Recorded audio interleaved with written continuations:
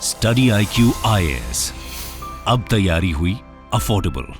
नमस्कार दोस्तों पिछले कुछ दिनों में आई एम श्योर आपने देखा होगा आपके मोबाइल में व्हाट्सएप के अंदर एक मैसेज आ रहा होगा डायरेक्टली गवर्नमेंट की तरफ से, जिसके अंदर गवर्नमेंट ने अपने जो सारे 10 साल के काम है उसको गिनाया होगा। तो इसको लेकर एक बड़ा डेवलपमेंट ये हुआ है कि इलेक्शन कमीशन ने निर्देश दिया है सरकार को कि देखिए मॉडल कोड ऑफ कंडक्ट लागू हो चुका है, अब आप ये इसको नहीं भेज सकते। ये खबर आप देख सकते हो, stop sending Viksit Bharat messages on WhatsApp, election commission to centre. तो एक तो ये न्यूज हो गया और दूसरा बड़ा झटका लगा केंद्र सरकार को सुप्रीम कोर्ट की तरफ से। अगर आपको याद हो 20 मार्च को केंद्र सरकार ने एक नोटिफिकेशन जारी किया था और कहा था कि एक फैक्ट चेक यूनिट ये स्टैब्लिश किया जा रहा है, जिसके तहत देश के अंदर अगर कोई भी मिस इंफॉर्मेशन फैलता है, स्पेशली सरकार के पर्सपेक्टिव से, मतलब जो केंद्र सरकार कर रही है, अक्सर आपने देखा होगा सोशल मीडिया में कोई ना कोई झूठी खबर जो है अचानक से आग की तरफ फैल जाती है, तो उसको रोकने के लिए फैक्ट चेक यूनिट स्टैब्लिश किया गया, लेकिन उसको भी सुप्रीम कोर्ट ने एक तरह से रोक लगाई है।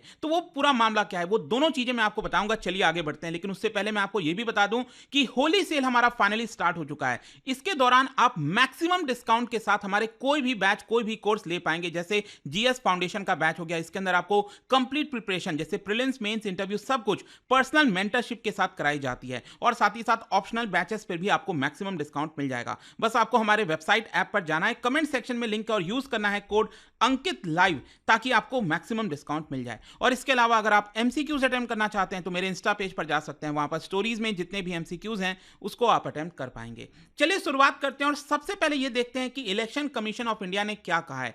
देखिए उनका ये कहना है कि 21 मार्च को, मतलब आज ही जो है, यहां पर एक निर्देश जारी किया गया इलेक्शन कमीशन के द्वारा केंद्र सरकार को। और केंद्र सरकार में यहां पर जो मिनिस्ट्री, अक्सर आपने सुना होगा, ministry of electronics and information technology, उन्होंने कहा है कि आपको इमीडिएट बेसिस पर जो व्हाट्सएप के ऊपर आप लगातार मैसेज भेज रहे हो विकसित भारत करके, उसको आपको बंद करना होगा। और इससे रिलेटेड यहां पर आपने क्या कदम लिया है, आपको रिपोर्ट सबमिट करनी होगी, ऐसा इलेक्शन कमीशन ने कहा है। अब देखिए ये क्यों कहा गया है, क्योंकि आपको याद हो 16 मार्च को यहां पर जनरल इलेक्शंस का जो डेट है वो अनाउंस किया गया था। तो क्या होता है कि जब भी कोई लोकसभा का चुनाव अगर अनाउंस होता है तो जैसे ही अनाउंस होता है उसके बाद मॉडल कोड ऑफ कंडक्ट लग जाता है पूरे देश भर के अंदर, जब तक इलेक्शन खत्म नहीं हो जाता, जब तक जो रिजल्ट है वो अनाउंस नहीं हो जाता।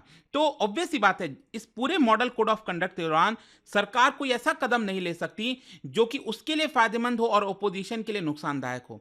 तो इसीलिए इलेक्शन कमीशन ने कहा कि देखिए ऑलरेडी ये लग चुका है, आप ये सारे जो मैसेजेस भेज रहे हो मोबाइल पर, लोगों के मोबाइल पर, ये नहीं होना चाहिए। और ये मैसेज है क्या, इनफैक्ट आपने देखा होगा, मेरे पास तो क्या है, दो व्हाट्सएप हैं, तो उन दोनों पर मैंने देखा कि ये विकसित भारत संपर्क और ये ग्रीन कलर का टिक करके आपको दिख रहा होगा। तो ऐसा मालूम पड़ता है कि ये सही मैसेज है, मतलब कि ये सरकार की तरफ से आया है, कोई फेक मैसेज नहीं है। तो यहां पर आप देखोगे उन्होंने लिखा है कि नमस्कार, ये जो लेटर है वो गवर्नमेंट ऑफ इंडिया के द्वारा भेजा गया है under the leadership of Narendra Modi जी।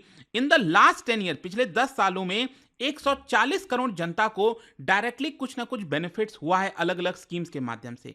तो यहां पर सरकार ये चाह रही थी कि आप अपना जो फीडबैक है, जो सजेशंस हैं, वो यहां पर उनको दे सकें ताकि उसके हिसाब से इंप्रूवमेंट हो। और इसके अलावा यहां पर आप देख रहे हो ना, ऊपर एक पीडीएफ फाइल दिख रहा होगा आपको, लेटर फ्रॉम प्राइम मिनिस्टर। तो इस पीडीएफ फाइल में सरकार ने पिछले 10 साल में जो भी अनाउंस किया है, अलग अलग स्कीम्स हो गए, जैसे कि प्रधानमंत्री आवास योजना, आयुष्मान भारत, इसके साथ साथ जीएसटी का इंप्लीमेंटेशन हो गया। तो बहुत सारी चीजें जो सरकार ने इंप्लीमेंट की हैं, उसको लेकर सरकार ने सजेशन मांगा। तो जैसे ही ये सबके मोबाइल पर जा रहा था, हर एक नागरिक के मोबाइल के व्हाट्सएप में जा रहा था, इसको लेकर ऑपोजिशन ने कहा कि this is the blatant violation of model code of conduct. और साथ ही साथ कांग्रेस ने कहा कि ये जो मैसेज है प्राइम मिनिस्टर की तरफ से, ये एक तरह का पॉलिटिकल प्रोपेगेंडा है, मतलब ऑपोजिशन को जानबूझकर और ज्यादा प्रेशर बनाने की कोशिश की जा रही है। और इनफैक्ट ऑपोजिशन का ये भी कहना था कि ये जो व्हाट्सएप मैसेजेस हैं ये कई सारे नॉन इंडियंस को भी गए हैं, जैसे पाकिस्तान में, यूएई में, ब्रिटेन में कई लोगों को ये मैसेज पहुंचे हैं, जो कि नहीं होना चाहिए। तो अब क्वेश्चन ये है कि सरकार इसको लेकर क्या सफाई दे रही है। देखो, ministry of electronics and information technology ने ये कहा है कि देखिए हमने ये जो मैसेज सबको सेंड किया था व्हाट्सएप में, ये actually model code of conduct लागू होने के पहले किया था। मतलब 16 मार्च को जब इलेक्शन डेट अनाउंस किया गया, उसके पहले हमने ये सब कुछ भेजा था। लेकिन क्या होता है कि टेक्नोलॉजी में कई बार कुछ लोगों को पहले मैसेज पहुंच जाता है, फिर करते करते मान लो किसी का व्हाट्सएप ऑफ होगा, नहीं चल रहा होगा, तो उनको बाद में पहुंचता है। तो इसकी वजह से क्या हुआ है कि यहाँ पर कई लोगों को बाद में भी ये मैसेज पहुंच रहे हैं, लेकिन ऐसा नहीं है कि हमने इसको मैसेज पहले जो है अब भेज रहे थे। खैर जो भी है, यहाँ पर आई होप कि आपको ये समझ में आ गया होगा कि ये चल क्या रहा है और इलेक्शन कमीशन ने क्यों कहा। और अच्छी बात है, यहाँ पर इलेक्शन कमीशन निष्पक्ष होके एक्शन ले रहा है। अगर इस तरह की कोई भी चीज़ है, चाहे वो सरकार की तरफ से हो, ऑपोजिशन पार्टी की तरफ से हो, इलेक्शन कमीशन को नो डाउट हमेशा न्यूट्रल रहना चाहिए और अपने सूझबूझ से जो कदम है वो लेना चाहिए। तो एक तो ये हो गया। दूसरा यहाँ पर मामला आज आया, अभी जस्ट कुछ देर पहले ही सुप्रीम कोर्ट ने आईटी मिनिस्ट्री का जो नोटिफिकेशन है फैक्ट चेक यूनिट बनाने का, उसको यहां पर कैंसिल कर दिया, मतलब उसको एक बार के लिए रोक लगा दिया है। देखो मैं आपको बताता हूं, अभी 20 मार्च को सेंट्रल गवर्नमेंट ने एक नोटिफिकेशन जारी किया था और यह कहा कि under press information bureau PIB एक फैक्ट चेक यूनिट जो है उसको स्टैब्लिश किया जाएगा।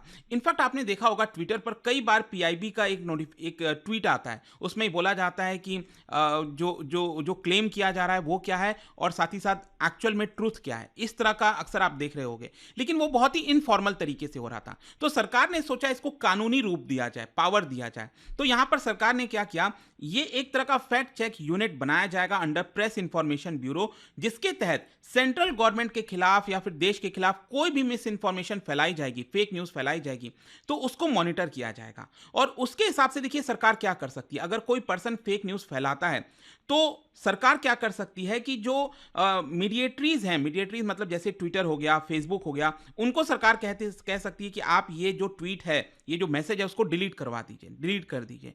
और अगर वो ट्विटर डिलीट नहीं करता है तो सरकार ट्विटर के ऊपर एक्शन ले सकती है। तो ये पावर सरकार अपने पास में ले रही थी। और देखो क्या है कि ये किसके अंडर में किया गया था, कौन से कानून के तहत किया गया था। एक्चुअली 2021 में सरकार इंफॉर्मेशन टेक्नोलॉजी रूल्स लेकर आई थी 2021 में, ठीक है, तो इसके तहत किया गया। लेकिन जब ये रूल्स आया था उसमें इस तरह की कोई भी चीज मेंशन नहीं थी।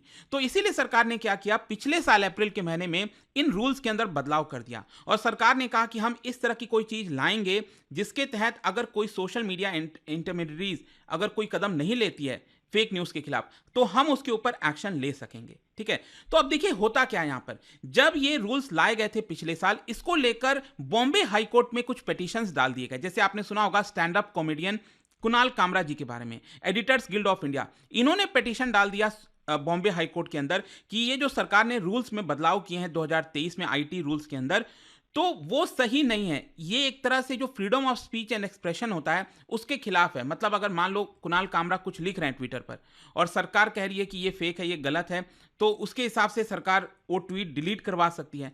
तो इसको लेकर यहाँ पर कई लोगों का कहना था कि ये जो राइट है, फंडामेंटल राइट्स, उसके खिलाफ जाता है।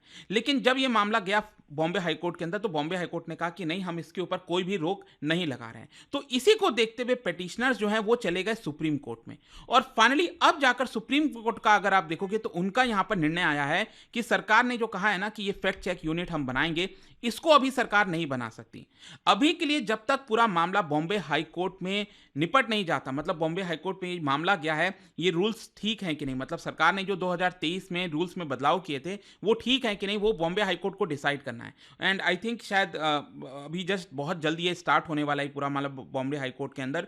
तो बॉम्बे हाई कोर्ट जब ये पूरे मामले को डिसाइड कर देगी तब यहाँ पर फैक्ट चेक यूनिट जो है वो उसको एस्टैब्लिश किया जा सकता है। लेकिन देखते हैं अल्टीमेटली सुप्रीम कोर्ट फाइनली आगे चलकर इसको लेकर क्या निर्णय लेगा। बट आई होप कि इस वीडियो के माध्यम से आपको ये दोनों चीजें समझ में आ गई होंगी जो कि अभी आज सरकार के एक तरह से खिलाफ गई हैं।